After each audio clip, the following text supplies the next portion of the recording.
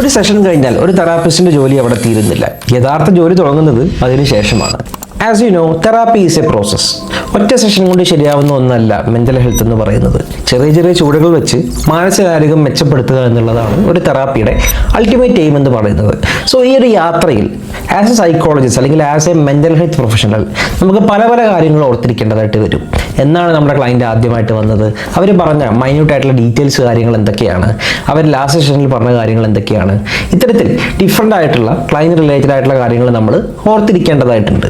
എന്നാൽ more number of clients വരുന്ന സമയത്ത് ഈ ഒരു കാര്യങ്ങളെല്ലാം തന്നെ എല്ലാ ക്ലയൻസിൻ്റെയും എല്ലാ കാര്യങ്ങളും ഓർത്തിരിക്കുന്നത് നമുക്കൊരു ബുദ്ധിമുട്ടേറിയ കാര്യമായി മാറുകയാണ് ചെയ്യുക.